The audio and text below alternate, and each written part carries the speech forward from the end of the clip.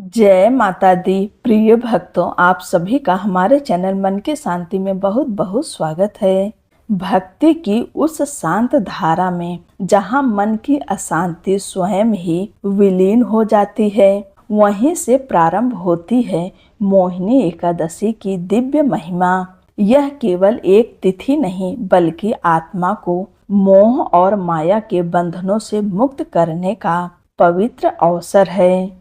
वैशाख माह के शुक्ल पक्ष की यह पवित्र एकादशी भगवान विष्णु के उस मोहिनी स्वरूप की स्मृति में मनाई जाती है, जिसने देवताओं को अमृत दिलाकर धर्म की रक्षा की थी।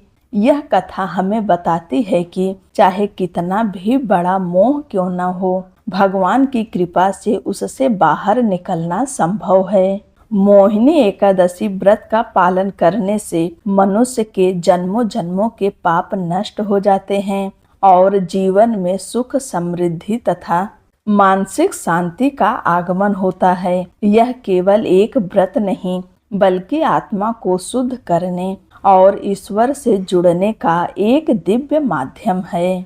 आइए श्रद्धा और विश्वास के साथ इस पावन मोहिनी एकादशी व्रत कथा का श्रवण करें। मोहिनी एकादशी व्रत कथा। धर्मराज युधिष्ठिर ने कहा, हे भगवान, मैं आपको नमस्कार करता हूँ। आपने वैशाख मास के कृष्ण पक्ष की एकादशी अर्थात वरुथनी एकादशी के बारे में विस्तार पूर्वक बतलाया। अब आप कृपा करके वैशाख शुक्ल एकादशी का क्या नाम है तथा उसकी कथा क्या है, इस व्रत की क्या विधि है, यह सब विस्तार पूर्वक बताइए। भगवान श्री कृष्ण कहने लगे, हे धर्मराज, वैशाख मास के शुक्ल पक्ष की एकादशी को मोहिनी एकादशी के नाम से जाना जाता है। मैं आपसे एक कथा कहता हूँ जिसे महर्षि वशिष्ठ ने श्री रामचंद्र जी से कही थी। राजन, आप कृपया ध्यान पूर्वक सुने। एक समय श्री राम बोले कि हे गुरुदेव, कोई ऐसा व्रत बताइए जिससे समस्त पाप और दुख का नाश हो जाए। मैंने सीता जी के वियोग में बहुत दुख भोगे हैं। महर्षि वशिष्ठ जी बोले, हे राम, आपने बहुत सुंदर प्रश्न किया है। आपकी बुद्धि अत्यंत शुद्ध तथा पवित्र है। यद्यपि आपका नाम स्मरण करने से मनुष्य पवित्र और शुद्ध हो जाता है, तब भी लोकहित में यह प्रश्न अच्छा है। वैशाख माह में जो एकादशी आती है उसका नाम मोहिनी एकादशी है। इसका व्रत करने से मनुष्य सब पापों तथा दुखों से छूटकर मोह जाल से मुक्त हो जाता है। मैं इसकी कथा कहता हूँ, ध्यान पूर्वक सुनो। सरस्वती नदी के तट पर भद्रावती नाम की एक नगरी में द्युतिमान नामक चंद्रवंशी राजा राज करता था। वहाँ धन धान्य से संपन्न व पुण्यवान धनपाल नामक वैश्य भी रहता था। वह अत्यंत धर्मालु और विष्णु भक्त था। उसके नगर में अनेक भोजनालय, प्याऊ, कुएं, सरोवर, धर्मशाला आदि बनवाए थे। सड़कों पर आम, जामुन, नीम आदि के अनेक वृक्ष भी लगवाए थे। उसके 5 पुत्र थे, सुमना, सबदुद्धि, मेधावी, सुकृति और धृष्ट बुद्धि। इनमें से 5वां पुत्र धृष्ट बुद्धि महापापी था। वह पितर आदि को नहीं मानता था। वह वेश्या, दुराचारी, मनुष्यों की संगत में रहकर जुआ खेलता और पर स्त्री के साथ भोग विलास करता तथा मद्य मांस का सेवन करता था। इसी प्रकार अनेक कुकर्मों में वह पिता के धन को नष्ट करता था। इन्हीं कारणों से त्रस्त होकर पिता ने उसे घर से निकाल दिया था। घर से बाहर निकालने के बाद वह अपने गहने एवं कपड़े बेचकर अपना निर्वाह करने लगा। जब सब कुछ नष्ट हो गया तो वेश्या और दुराचारी साथियों ने उसका साथ छोड़ दिया और वह भूख प्यास से अति दुखी रहने लगा। कोई सहारा न देख उसने चोरी करना सीख गया। एक बार वह पकड़ा गया तो वैश्य का पुत्र जानकर चेतावनी देकर छोड़ दिया गया, मगर दूसरी बार फिर पकड़ में आ गया। राजाज्ञा से इस बार उसे कारागार में डाल दिया गया। कारागार में उसे अत्यंत दुख दिए गए। बाद में राजा ने उसे नगरी से निकल जाने को कहा। वह नगरी से निकल वन में चला गया। वहां वन्य पशु पक्षियों को मारकर खाने लगा। कुछ समय पश्चात वह बहेलिया बन गया और धनुष बाण लेकर पशु पक्षियों को मार मार कर खाने लगा। एक दिन भूख प्यास से व्यथित होकर वह खाने की तलाश में घूमता हुआ कौंडिन्य ऋषि के आश्रम में पहुंच गया। उस समय वैशाख मास था और ऋषि गंगा स्नान कर आ रहे थे। उनके भीगे वस्त्रों के छींटे उस पर पड़ने से उसे कुछ सद्बुद्धि प्राप्त हुई। वह कौंडिन्य मुनि से हाथ जोड़कर कहने लगा कि हे मुने, मैंने जीवन में बहुत पाप किए हैं। आप इन पापों से छूटने का कोई साधारण बिना धन का उपाय बताइए। उसके दीन वचन सुनकर मुनि ने प्रसन्न होकर कहा कि तुम वैशाख शुक्ल पक्ष की मोहिनी एकादशी का व्रत करो। इससे अनेक जन्मों के किए हुए मेरु पर्वत जैसे समस्त महापाप भी नष्ट हो जाते हैं। मुनि के वचन सुनकर वह अत्यंत प्रसन्न हुआ और उनके द्वारा बताई गई विधि के अनुसार व्रत किया। हे राम, इस व्रत के प्रभाव से उसके सब पाप नष्ट हो गए और अंत में गरुड़ पर बैठकर विष्णु लोक को गया। इस व्रत में मोह आदि सब नष्ट हो जाते हैं। संसार में इस व्रत से श्रेष्ठ कोई व्रत नहीं है। इसके महात्म्य को पढ़ने से अथवा सुनने से 1000 गौदान का फल प्राप्त होता है। बोलो लक्ष्मी नारायण की जय। अब आप सब एकादशी माता की कथा सुनेंगे। एक बार एक राज्य में एक राजा राज्य करता था। राजा बहुत ही बुद्धिमान और बलशाली था। राजा सदैव अपनी प्रजा का बहुत अच्छे से ध्यान रखता था। प्रजा भी अपने राजा को बहुत पसंद करती थी। राजा की 2 बेटियां थीं। राजा अपनी दोनों बेटियों से बहुत प्रेम करता था। राजा की छोटी बेटी देखने में बहुत सुंदर और आकर्षण थी और राजा की बड़ी बेटी छोटी बेटी के मुकाबले थोड़ा कम सुंदर थी। राजा की छोटी बेटी 11 माता की पूजा किया करती थी और सभी लोग राजा की छोटी बेटी से बहुत प्रेम करते थे और बहुत प्रशंसा किया करते थे।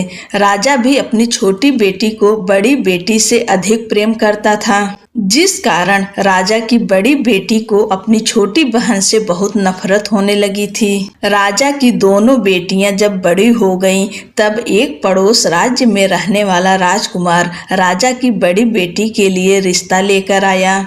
लेकिन जैसे ही उस राजकुमार की नजर राजा की छोटी बेटी पर पड़ी तो वह राजकुमार राजा की छोटी बेटी पर आकर्षण हो गया और उससे पहली नजर में प्रेम कर बैठा। उस राजकुमार ने राजा की बड़ी बेटी के साथ विवाह करने से मना कर दिया और उसने राजा से कहा कि मैं आपकी छोटी बेटी से विवाह करना चाहता हूँ। जिसके बाद राजा की बड़ी बेटी यह देखकर अपनी छोटी बहन से बहुत क्रोधित हो गई और राजा की बड़ी बेटी ने अपनी छोटी बहन को अपना सबसे बड़ा दुश्मन मान लिया। राजा की बड़ी बेटी ने अपनी छोटी बहन से बदला लेने का निर्णय लिया, जिसके लिए उसने अपनी छोटी बहन को जान से मारने का प्लान बनाया। राजा की बड़ी बेटी ने अपनी छोटी बहन को मारने के लिए सबसे पहले एक लड्डू में जहर मिलाकर अपनी छोटी बहन को दे दिया और उसको लड्डू खाने के लिए कहा। लेकिन लड्डू खाने के बाद भी छोटी बहन को कुछ नहीं हुआ। बड़ी बहन यह देखकर बहुत आश्चर्यचकित हो गई, लेकिन बड़ी बहन ने हार नहीं मानी और उसने जब रात में छोटी बहन अपने कमरे में सो रही थी तब एक मटके में सांप रखकर उसे कमरे में छोड़ दिया। लेकिन सांप भी छोटी बहन का कुछ नहीं कर पाया। जिसके बाद बड़ी बहन ने अपनी छोटी बहन से कहा कि चलो हम लोग कुएं से पानी भरकर लाते हैं, जिसके लिए वह अपनी छोटी बहन को पानी भरने के बहाने कुएं के पास ले गई और उसने अपनी छोटी बहन को कुएं में धक्का दे दिया। लेकिन छोटी बहन को तब भी कुछ नहीं हुआ, क्योंकि हर बार 11 माता उसकी रक्षा कर रही थी। और उधर बड़ी बहन अपने सारे प्रयासों के बाद असफल हो रही थी, जिससे वह बहुत क्रोधित होती जा रही थी।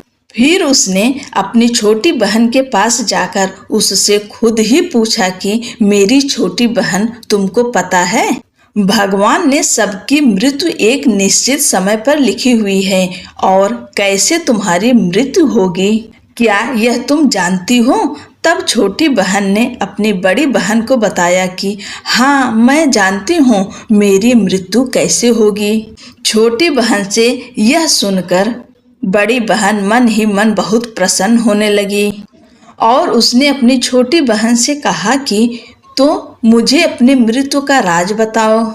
छोटी बहन ने अपनी बड़ी बहन से कहा कि मेरी मृत्यु तो एक तोते में है, जो तोते के गले में एक हार है, उससे मेरी मृत्यु होगी। जब तक कोई भी व्यक्ति तोते को मार कर वह हार अपने गले में पहनेगा तो मैं मूर्छित हो जाऊंगी, और जैसे ही उस हार को अपने गले से उतारेगा तो मैं वापस से जीवित हो जाऊंगी। अपनी छोटी बहन की मृत्यु का राज जानकर बड़ी बहन बहुत खुश हो गई, और उसने अपनी छोटी बहन को मारने के लिए उसके पालतू तोते को ढूंढना शुरू कर दिया। और छोटी बहन को इस बात का आभास हो गया था कि कोई उसकी जान लेना चाहता है, जिसके लिए वह अपने पिताजी के पास गई, और उसने अपने पिताजी से कहा कि पिताजी, मेरी मृत्यु के बाद आप मुझे जलाइएगा मत, बल्कि आप मुझे अपनी पुरानी वाली हवेली में एक पलंग में लिटाकर छोड़ दीजिएगा। अपनी छोटी लड़की की यह बात सुनकर राजा बहुत आश्चर्यचकित हो गए। राजा ने अपनी छोटी बेटी से पूछा, बेटी, तुम ये क्या कह रही हो? तब राजा की छोटी बेटी ने बताया, पिताजी, समय किसी के लिए नहीं रुका है, कब क्या हो जाए किसी को कुछ पता नहीं है। और फिर राजा ने अपनी छोटी बेटी से कहा कि तुम ऐसी बातें क्यों कर रही हो? 2-3 दिन में तो तुम्हारा विवाह है। लेकिन छोटी बेटी ने अपने पिताजी को ऐसा करने पर मजबूर कर दिया और उनसे वचन ले लिया। राजा ने भी अपनी छोटी बेटी की बात स्वीकार कर ली, और 2-3 दिनों के बाद जब शादी का समय आया तब राजकुमार बारात लेकर राजा के घर आया, और राजकुमार और राजा की छोटी बेटी का विवाह शुरू हो गया। जैसे ही राजा की छोटी बेटी राजकुमार के साथ फेरे लेना शुरू करती है तो उसकी बड़ी बहन अपनी छोटी बहन के कमरे में जाकर उसके तोते को पकड़ लेती है और उसको जान से मार देती है। तोते के गले में जो हार था उसको अपने गले में धारण कर लेती है। जैसे ही बड़ी बहन उस हार को अपने गले में धारण करती है तो उधर छोटी बहन 3.5 ही फेरे ले पाती है और वहीं पर बेहोश होकर गिर जाती है। जिसके बाद राजा ने बड़े बड़े दर्द हकीमों को बुलवाया और अपनी छोटी बेटी का इलाज करने के लिए कहा।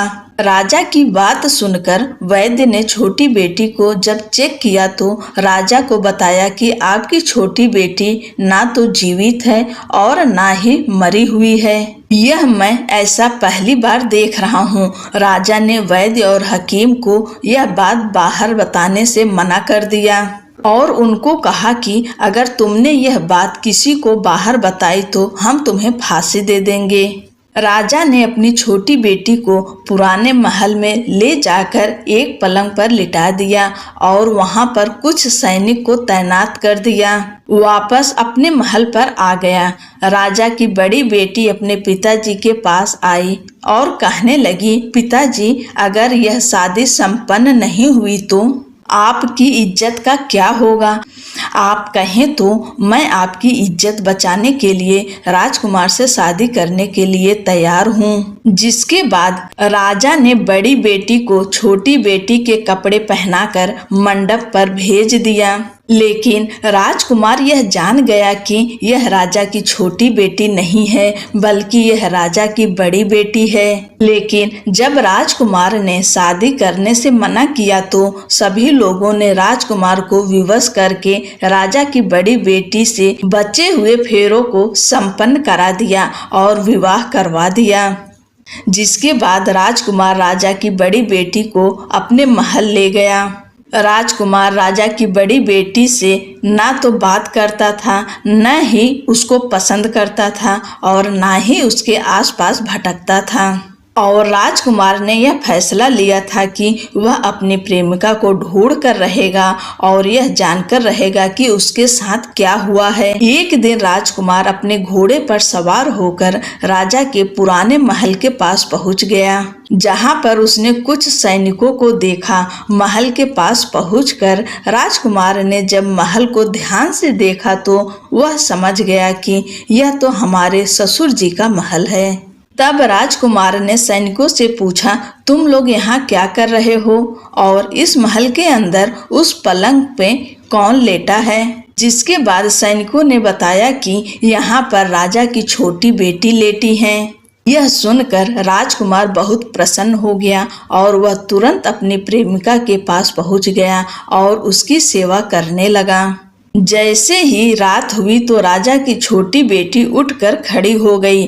राजकुमार यह देखकर बहुत खुश हो गया और उसने अपनी प्रेमिका से पूछा कि तुम यहाँ क्या कर रही हो? तुम मेरे साथ मेरे घर चलो।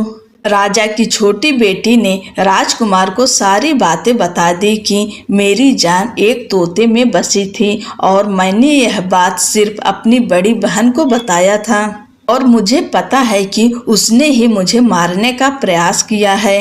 उसके पास एक हार है जिसको वह सुबह पहन लेती है और रात को उतार देती है।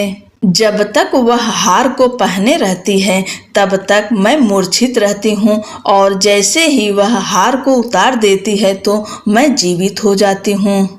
और जब तक मेरी बड़ी बहन के पास वह हार है तब तक मैं ऐसे ही जीवित और मूर्छित होती रहूंगी। अगर मेरी बड़ी बहन के पास जो हार है वह मेरे हाथ में लग जाए तो मैं हमेशा के लिए जीवित हो जाऊंगी। राजकुमार यह बात सुनकर राजा की छोटी बेटी के पास रहने का निर्णय ले लिया और उसने अपने बचे हुए सारे फेरे उस पलंग पे लेटी राजा की छोटी बेटी के साथ ले लिए और अपना विवाह पूर्ण कर लिया और वहीं पर ही रहने लगा। देखते ही देखते कुछ समय में राजा की छोटी बेटी और राजकुमार की पत्नी पेट से हो गई।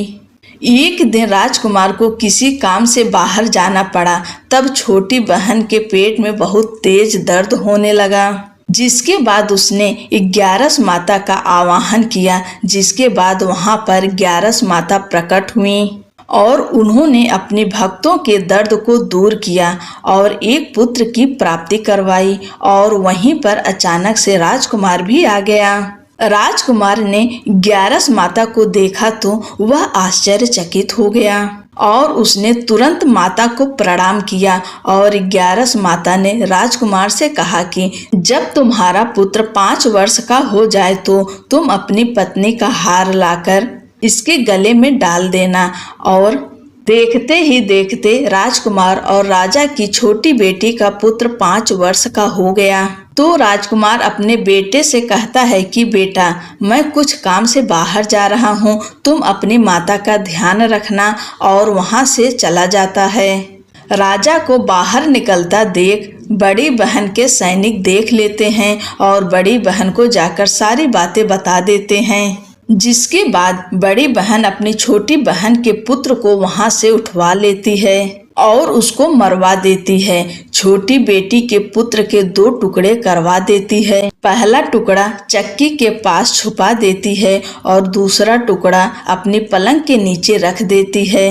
अब 11 माता भिखारी का रूप लेकर आती हैं। एक भिखारी का रूप रखकर बड़ी बहन के पास चली जाती हैं, जिसके बाद वहां पर भिक्षा मांगने लगती हैं। बड़ी बहन अपने नौकरों से कहती है कि जाकर भिक्षा दे दो, लेकिन जैसे ही नौकर 11 माता को भिक्षा देने के लिए आते हैं तो माता उन्हें मना कर देती हैं और कहती हैं कि तुम्हारी महारानी से ही भिक्षा लूंगी। जिसके बाद बड़ी बहन स्वयं ही भिक्षा देने के लिए माता के पास आती है। तब माता एक बिल्ली का रूप लेकर उसके कमरे में चली जाती हैं और वहां छोटी बेटी के पुत्र को 2 टुकड़ों को आपस में जोड़ देती हैं और उसे जीवित कर देती हैं, उसे वहां से ले जाती हैं। राजकुमार अपने बेटे को लेकर अपनी पत्नी के पास जाता है और उसे कहता है कि तुम इसका ध्यान रखना। अगर तुम इस बच्चे का अच्छे से ध्यान रखोगी तो मैं तुमसे बात करूँगा। एक दिन राजकुमार अपने बच्चे से कहता है कि तुम मम्मी के उनके गले का हार मांग लो। जिसके बाद राजकुमार का लड़का अपनी मम्मी के पास जाता है और कहता है कि मम्मी मुझे तुम्हारा हार चाहिए जो तुमने गले में पहन रखा है। यह सुनकर पहले तो बड़ी बहन बहुत क्रोधित होती है, पर उसको यह याद आता है कि राजकुमार ने कहा था कि अगर मैं इस बच्चे का ध्यान अच्छे से रखूंगी तो वह मुझसे बात करेंगे। जिसके कारण वह हार उस बच्चे को दे देती हैं और वह तुरंत हार को ले जाकर अपने पिताजी को दे देता है और तभी राजकुमार अपने बेटे को लेकर वहां से जाने लगता है और अपनी पत्नी से कहता है कि तुम हमारे लिए खाना बनाकर रखना, मैं शाम को आकर तुम्हारे साथ खाऊंगा। और वह अपने बेटे को लेकर वहां से चला जाता है। जिसके बाद वह राजा के पास जाता है और उनको सारी बातें बता देता है। राजा अपनी बड़ी बेटी की यह करतूत सुनकर बहुत क्रोधित होते हैं और अपनी परवरिश पर ही दोष देने लगते हैं और राजकुमार को अपनी छोटी बेटी के साथ रहने के लिए आदेश देते हैं। बोलो एकादशी माता की जय, 11 माता की जय। ही एकादशी माता, जैसे आपने राजा की छोटी बेटी के ऊपर अपनी कृपा, अपना आशीर्वाद बनाए रखी हैं, वैसे ही कहानी कहने, सुनने और हुंकारा भरने वाले सभी के ऊपर अपनी कृपा, अपनी दया बनाए रखिए। आप सभी को एकादशी व्रत की ढेर सारी शुभकामनाएं।